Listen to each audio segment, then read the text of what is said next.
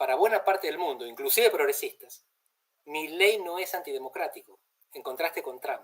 Trump está erosionando, está desobedeciendo a los jueces, Trump. Andrés, quiero arrancar preguntándote por esta situación que se viene, que es inminente, es el anuncio de los aranceles recíprocos de Trump en el día de hoy.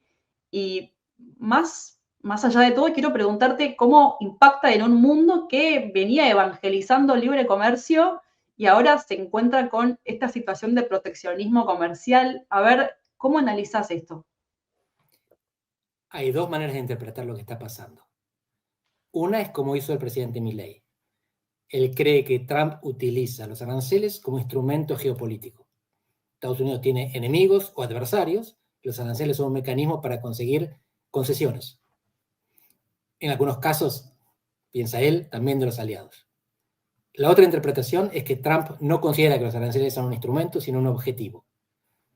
Y esta interpretación está basada en las declaraciones de Trump, que en un discurso dijo, arancel es la palabra más linda del mundo. Y después en otro discurso él dice, me recriminaron por decir eso. ¿Cómo arancel va a ser la palabra más linda del mundo? ¿Y qué Dios? ¿Y qué religión? ¿Y qué acerca del amor? Dice, bueno, sí, Dios arriba de todo, religión segundo. El amor no sé, dice. Pero los aranceles vienen después de Dios y religión. Así que Trump no es un proteccionista instrumental, es un proteccionista ideológico. Nos equivocamos mucho de los que pensamos que era una presidencia transaccional, que quería pegar para conseguir. Es un presidente profundamente ideológico. Lo que él está buscando no es ganancias comerciales, sino repatriamiento de la industria que cree que Estados Unidos perdió. Lo que él quiere no es cobrarle a los que le venden, es que los que le venden se muden y vengan a producir a Estados Unidos. Él quiere vaciar de producción a los demás países y empieza por los aliados. Y por eso es un error pensar que es un instrumento geopolítico. El instrumento geopolítico vos lo usás contra los adversarios, contra los enemigos. Él le aplica los aranceles a México, a Canadá y a Europa. A China también, por supuesto, pero casi al mismo nivel que a los amigos. Por lo tanto, lo que está haciendo Trump da vuelta, como vos decías, el mundo como lo conocíamos, y sobre todo a la izquierda, que se pasó la vida gritando contra el neoliberalismo, y no hay cosa menos liberal que Donald Trump.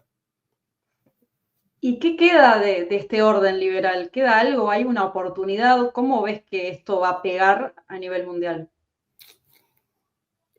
El famoso orden mundial basado en reglas estaba decayendo hace mucho tiempo y no estaba tan basado en reglas como nos querían hacer creer. Pero había algo que más o menos funcionaba. Por ejemplo, la Organización Mundial de Comercio, que hasta China integra. Ahora Estados Unidos se pasa todo eso por el bolsillo. No le importa nada. La cuestión es, ¿puede tener éxito? Porque si tiene éxito, el mundo que conocíamos no existe más. Y algunos piensan que puede tenerlo por la escala. Si vos sos un país chiquito y te cerrás, perdés vos. Pero si vos tenés el 25% de la economía mundial y la mayor parte de la innovación tecnológica y te cerrás, pierden los demás. Y van a tener que hacer concesiones para que vos les entregues parte de lo que producís.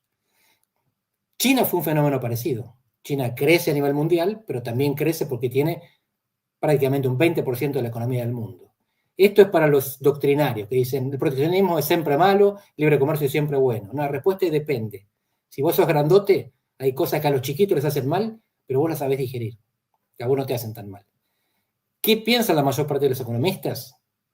Que va a fracasar, que no hay condiciones como para que una parte de Occidente, que es cada vez más chiquita, le imponga al mundo sus reglas o se encierre y se aparte del mundo. En ese caso hay dos posibilidades. O el Occidente sin Estados Unidos se reconstruye, y es la Unión Europea, más Gran Bretaña, más Canadá, más Australia, más Japón, más Corea del Sur, recomponen un mundo basado en reglas y libre comercio, o China se queda con todo. Estados Unidos está empujando a sus aliados a irse con su enemigo, que es la paradoja, es lo que Estados Unidos dice querer evitar. Esto está hecho en principio contra China, y en realidad, si están festejando en algún lugar del mundo hoy, es en Pekín. Claro, eso te iba a decir, ¿no? No le abre una puerta a China, ¿no? Para que se quede con todo lo que va a quedar afuera con estas medidas. Y Muchas puertas. Le abre la puerta en América Latina, que ya estaba semiabierta. China ni siquiera tuvo que patear. Le abre las puertas de Europa. Europa ahora necesita compensar mercados y posiblemente va a buscar en otros lugares también. Estoy haciendo un trabajo de investigación encomendado por el Parlamento Europeo sobre el pilar político del acuerdo. Mercosur, Unión Europea. Ellos quieren saber si el contexto geopolítico cambia en algo lo que se había negociado hasta ahora. Cambia en algo, no sabemos qué magnitud. Pero hoy hay mucha más razón para que Europa y América Latina, para que la Unión Europea y el Mercosur acuerden, que antes. Porque su gran socio los está dejando afuera. Son dos regiones declinantes en términos relativos, Europa y América Latina.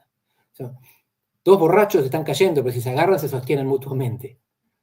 Europa y América Latina hoy juntas se pueden hacer un favor que antes no alcanzaba para nada. Pero si aún así no alcanza, China está esperando. China ofrece lo que Estados Unidos deja de ofrecer. Mercado, quizás innovación, por supuesto más barata. Fue un escándalo revolucionario cuando la inteligencia artificial china resultó ser mucho más barata que la norteamericana. Quizás menos libre, quizás todavía no tan eficiente. Pero qué duda cabe que con la base de datos de 1.400 millones de personas, los chinos van a desarrollar mucho más rápido que Estados Unidos esa base de datos y esa inteligencia artificial. ¿Y cómo ves la posición de Milei en esto, que se supo que va a llegar a Estados Unidos en el día de mañana, que se va a encontrar con Trump? Se sabe que estaban buscando un acuerdo de libre comercio, después dijeron, no, bueno, va a ser un acuerdo comercial. Y también con esta posibilidad de que avance el acuerdo entre el Mercosur y la Unión Europea. Trump es bueno para Milei. Las políticas de Trump son malas para Argentina. En esta contradicción tiene que navegar nuestro presidente. ¿Por qué Trump es bueno para Milei? Porque legitima lo que Milei cree que representa. En realidad, por lo que te decía recién, no es así. Milei es un bicho raro dentro de su familia internacional. Milei tiene una familia de nacionalistas, proteccionistas, nativistas, cuando él es lo contrario, un liberal, libertario, anarcocapitalista. Pero las políticas de Trump lastiman a Argentina, porque lo que hacen es aumentar los precios en Estados Unidos, es decir, subir la inflación. La manera de combatir la inflación es subir las tasas de interés. Cuando Estados Unidos sube la tasa, significa que si vos pones plata en Estados Unidos, ganas plata. Y es más seguro poner esa plata en Estados Unidos que arriesgarte en un país en el tuje del mundo. Que cuando suben las tasas en Estados Unidos, todo el mundo en desarrollo se perjudica. La política de Trump es lo peor que le puede pasar a Argentina. La presencia de Trump es un favor para Milei. A lo mejor logra un mejor acuerdo con el fondo. Pero las condiciones generales son mucho peores que las pequeñas mejoras que puede conseguir por ser amigo del presidente. Eso es muy importante, ¿no? Que uno todo el tiempo pondera la relación Milei-Trump, pero que le va a salpicar, lo que salpique va a ser más fuerte de lo que pueda conseguir por esta relación. Esa es la paradoja. La persona está bien, la política está mal, y la política es más dañina de lo que la persona es beneficiosa. Y ahí quiero llevarte que hablemos de América del Sur, porque vos lo mencionabas, ¿no? América del Sur es muy dependiente del precio de la tasa de interés en Estados Unidos y también del precio de los commodities. Y te pregunto, ¿cómo crees que eso puede afectar, que esta situación, estos anuncios de Trump y la situación internacional puede afectar a esta situación? Y también, ¿cómo crees que puede afectar a Argentina puntualmente? Bueno, ahí hay una muy buena pregunta, porque hay efectos contradictorios en casi todas las políticas. Muchas veces efectos no deseados y muchas veces efectos paradojales. ¿A qué me refiero? Si Trump le sube los aranceles a China, China va a retaliar. China le va a subir los aranceles a Estados Unidos. O va a dejar de comprarle. ¿Qué le compra a China a Estados Unidos? Entre otras cosas, soja. Si China deja de comprarle soja a Estados Unidos, ¿dónde la puede comprar? En Argentina. Entonces, que Estados Unidos y China comercien menos puede ser bueno para Argentina, porque entra en aquello donde Estados Unidos y China eran socios. Así que, más una vez, para sacar el balance final de cuánto nos conviene y cuánto nos perjudica Trump, hay que contar un montón de cosas. Si Trump conseguía parar la guerra en Ucrania, a lo mejor nos perjudicaba. Si paraba la guerra, significa que el trigo que se produce en Rusia y Ucrania sale al mercado. Si sale al mercado, baja el precio. Nos perjudica. Entonces, la paz en Ucrania hubiera perjudicado económicamente a Argentina. La guerra comercial con China nos puede beneficiar económicamente. Si cada cosita tiene lo suyo, pero las condiciones generales del mundo son negativas, porque suben las tasas y salvo este caso del redireccionamiento del comercio chino, porque las commodities no parecen estar subiendo. De hecho, el campo argentino la está pasando mal por las retenciones, pero eso ya había, y por la baja de las commodities, porque lo que producimos vale menos. La excepción son los minerales y la energía. Y ese es el país que Milei tiene en la cabeza: petróleo, gas, minerales, inteligencia artificial y nuclear. Y esta segunda parte está bárbara. sea, lo que es altamente improbable, que las empresas americanas salgan de California para venir a la Patagonia. Están saliendo de California, pero van a Texas. Claro, hay que ver qué pasa ahí. Y hablando de Argentina, te pregunto cómo ves la situación en el país, año electoral, mucha incertidumbre respecto al dólar, a qué pasa con el FMI, también este viaje que mencionábamos recién puede despejar alguna duda, hay que ver, pero ¿cómo analizás esto? Para saber qué va a pasar en las elecciones hay que analizar dos cosas: la estabilidad del dólar y la oferta electoral. En este momento el dólar está movidito pero estable. No hay un salto devaluatorio, hay turbulencia.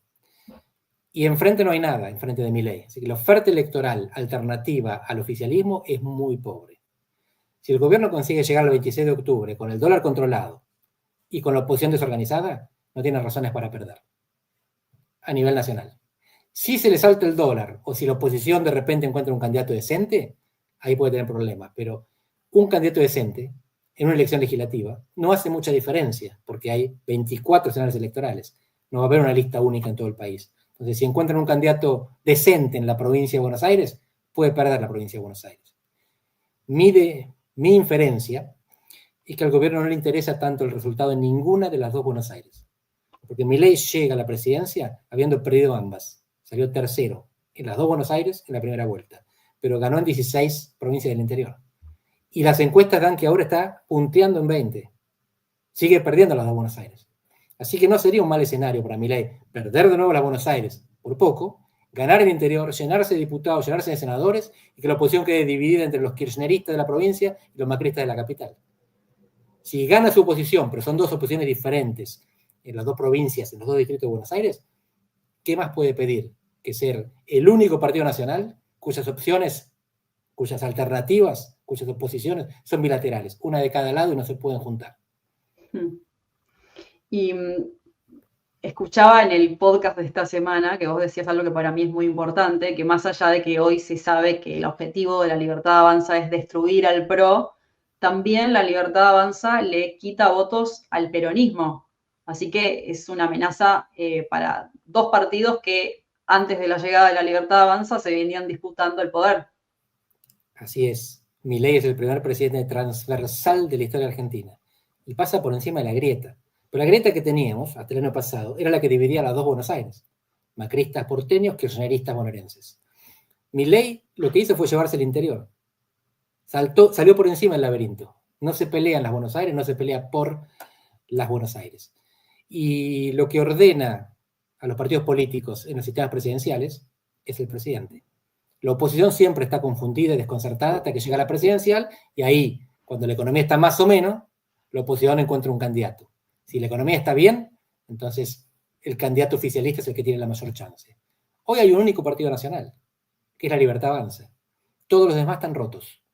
El PRO tiene los Macri peleando en Capital, pero sus otros dos gobernadores, Frigerio de Entre Ríos y Nacho Torres de Chubut, posiblemente no participen, porque no van a querer enfrentarse al gobierno nacional para bancar su propio partido.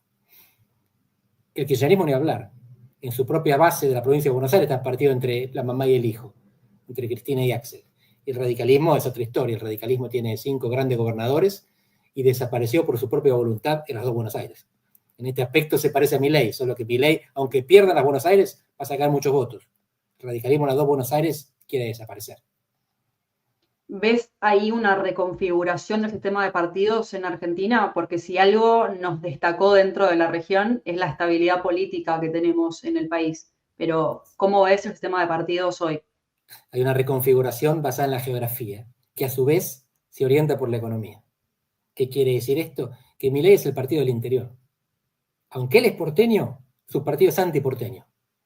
Y esto en parte deriva del trauma de la cuarentena, donde 3 porteños, presidente, jefe de gobierno porteño y presidente de la provincia, gobernador de la provincia de Buenos Aires, nos encerraron a todos sin preguntar si había circulación del virus o no.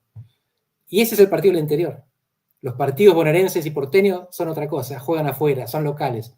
Fíjate, son locales. El partido de Macri y el partido de Cristina son partidos provinciales. El único nacional es Milei. ¿Y por qué digo que está orientado por la economía? Porque el modelo económico de Milei, si se lo puede llamar de esa manera, tiene sus bases en las provincias en las que gana. En las provincias en las que más votos saca es el eje horizontal pampeano y el eje vertical andino, que es la economía que funciona, la economía que se adecua al mundo actual, la economía que compra gas, petróleo, minerales, vacas y soja, no lo que producimos en la capital ni en el conurbano. ¿Y cómo ves este fenómeno de Milei en las clases trabajadoras, ¿no? Porque lo que se viene viendo a nivel global es un movimiento de muchos sectores trabajadores que hoy apoyan más a partidos conservadores en lugar de partidos progresistas. Así es. Y lo interesante en este caso es, buena parte de la clase trabajadora apoya a Milei, pero no es la clase trabajadora que conocimos hace unas décadas. No son los trabajadores sindicalizados, son los informales. Los chicos rapi, para definirlo de una manera muy simple. Son aquellos que trabajan en la economía de plataforma. Son los mejoristas, dicen algunos antropólogos. Aquellos por los cuales el Estado no te cuida, te jode. El Estado es una mochila de plomo. Cuando el Estado, cuando los políticos hablan de regular el delivery, esta gente dice, déjenme trabajar, sáquenme el pie de encima, no me jodan más. Lo que los sectores trabajadores, lo que los sectores populares le piden a Milei es que no se meta, que es lo que él les ofrece. Son los sectores trabajadores diferentes, solo que antes, por pertenencia de clase, votaban al peronismo. Milei entró en las villas y entró en los countries. Le robó votos al PRO, le robó votos al peronismo. Por eso hoy está tan tranquilo. Mientras el dólar se mantenga estable, él no tiene competencia. Y ahora te quiero llevar a que hablemos de la política hoy, ¿no? Porque lo que yo estoy viendo es una política un poco más extrema, pero quiero preguntarte a vos si ves que cambió la forma de hacer política en Argentina y en el mundo. Está cambiando en el mundo. Uno de los libros que mejor expresa y explica esto es Los ingenieros del caos, de Giuliano da Empoli, el mismo que escribió El mago de Kremlin. Y él cuenta cómo aprendieron los técnicos de la información y la comunicación a buscar a los sectores desenganchados de la política. Cuando la gente está insatisfecha con una organización, tiene dos opciones: protesta o se va. Mucha gente se había ido, se abstenía o votaba candidatos antisistema, marginales. Estos, a través del sistema de Big Data e inteligencia artificial, los identificaron, generaron un discurso para ellos y los fueron a buscar. Esto es lo que produce el Brexit, esto es lo que produce a Trump, esto es lo que produce en parte a Bolsonaro. Y aquí está lo sorprendente, que la rebeldía, como dice Pablo Stefanoni, se volvió de derecha. Bolsonaro tiene más seguidores en todas las redes sociales que Lula. La nueva derecha maneja mejor la tecnología de comunicación que la izquierda. La izquierda se volvió vieja en lo tecnológico, en lo comunicativo y en la capacidad de comprensión de los nuevos fenómenos, que la derecha entiende mucho mejor y por eso contribuye a moldearlos. Y aquí cierro con esta pregunta, la burbuja digital. Si vos mirás fotos de antaño, 30, 40 años, colectivo, subte, veías a la gente leyendo diarios. Todos nos informábamos más o menos por los mismos medios. Ahora cada uno se informa por su propia burbuja. Y los influencers de diferentes edades y diferentes sexos son muy distintos. Y lo que buscamos es la cámara de eco que ratifica nuestros propios valores y creencias. Entonces es muy difícil encontrar una ágora. La democracia es la plaza en la que nos encontramos todos juntos. El ágora no existe ya, porque cada uno habla con los que piensan parecido. Y entonces la sorpresa sucede en el día de las elecciones, cuando nos enteramos que el otro también existía y a veces gana. Creo que eso que decís se ve mucho en Argentina, donde lo que yo percibo es que el resto de los partidos quedaron viejos. De alguna forma, no, por más que muchos apunten a una renovación, creo que en la oferta que vemos hoy en la ciudad de Buenos Aires no se ve. No sé qué opinas vos. Completamente de acuerdo. Incluso cuando hay candidaturas jóvenes, lo que no está mal, vos lo que podés hacer es ir a fijarte en los seguidores que tienen. ¿Cuánto impacto digital tienen? Los partidos viejos desmerecen, negligencian, subestiman la vida digital. Hay una serie nueva, todo el mundo habla de esta, ahora Adolescencia. Y ahí podés ver cómo los viejos no entendemos el mundo de los jóvenes. Algunos creemos que sí, algunos hacemos alarde de Twitter y nos gusta ver algún movimiento de TikTok, pero buena parte está en Facebook todavía, pero aún así no entendemos los códigos, ni la importancia que tiene en moldear las conexiones cerebrales. Son personas que están hechas de otra manera. Los chicos de ahora no leen un libro completo y no estoy criticándolo. Estoy diciendo que tienen otro ritmo de aprendizaje, otra fuente de información y otra capacidad de procesar. Y los partidos políticos están gobernados por viejos, si no por viejos de documento y por viejos de mente. Y esa comunicación está rota, no hay puentes. Y por lo tanto, para pronosticar un resultado electoral, uno de los elementos importantes es ir a ver cuántos seguidores tienen en las redes más relevantes para los nuevos votantes, para aquellos a los que todavía no sabemos medir. Y si vos tenés una lista de jóvenes que tienen 14 seguidores, entonces son jóvenes de edad, nada más, pero no conectan con la juventud.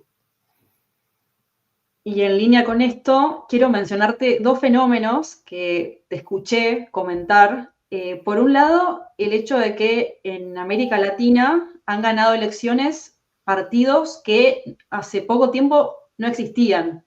Y por otro lado, un fenómeno que también vemos en la región y a nivel internacional, y es que los oficialismos generalmente pierden elecciones, a excepciones como tenemos Sheinbaum, Bukele y algunas más en el mundo. La verdad es que esto se viene sosteniendo más allá de la pandemia.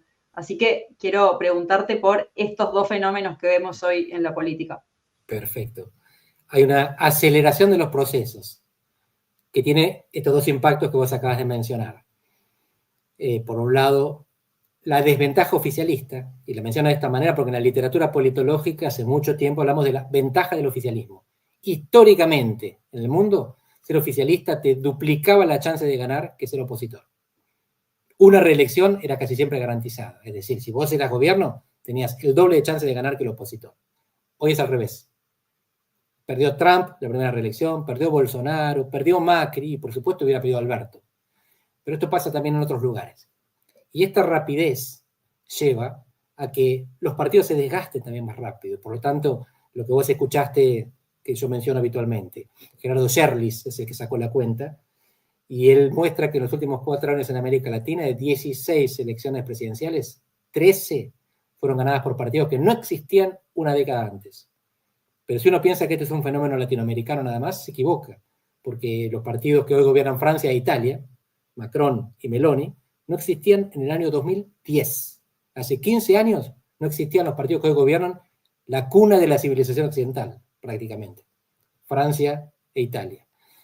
Otros países resistieron, pero en algunos casos, como en Estados Unidos, el Partido Republicano está virado patas para arriba. El Partido Republicano es el partido de Lincoln, el partido que acabó con la esclavitud, que igualó a los negros, el abolicionismo. Y hoy es el partido de Trump. Así que el partido es el mismo, pero en realidad es otro. Y vuelve esta idea de lo viejo y de lo nuevo, ¿no? Que hablábamos hace un rato.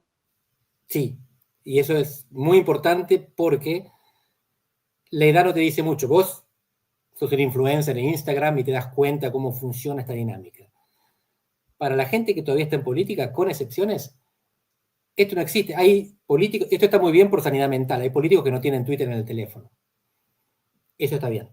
Lo que está mal es que no sepan cómo funciona, que no entiendan el impacto que eso tiene en moldear no solo las preferencias, sino las identidades.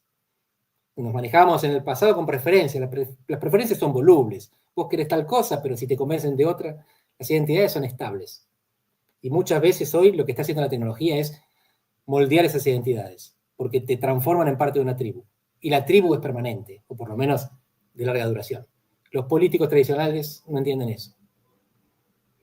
Y para cerrar, me quedo con una reflexión que te escuché decir también en el podcast, donde dijiste que vamos a ver si Milei cumple con su objetivo, si logra estabilizar la economía, pero sin erosionar la democracia. Eso me quedó grabado, y la verdad que me pareció muy interesante ese punto de vista que vos dijiste en el podcast.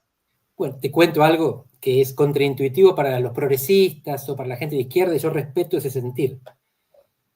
Para buena parte del mundo, inclusive progresistas, Milei no es antidemocrático, en contraste con Trump. Trump está erosionando, está desobedeciendo a los jueces, Trump.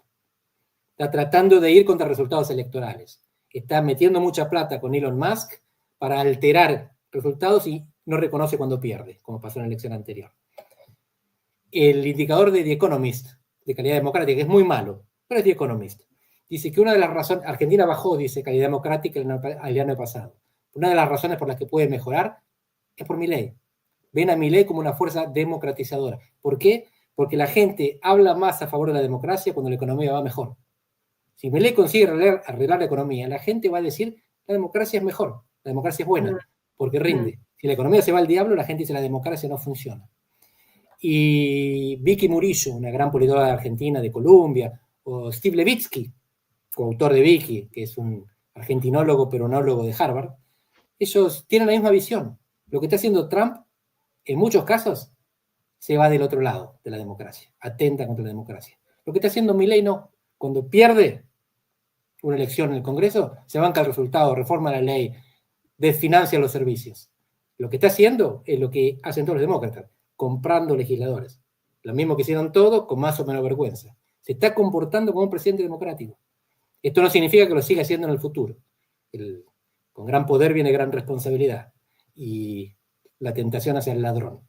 Y el día de mañana puede ser que tenga, no digo veleidades autoritarias, no analizo la psicología, sino políticas autoritarias. Hoy no las tiene, no las demuestra. Hoy Argentina es un país democrático que tiene una economía desastrosa.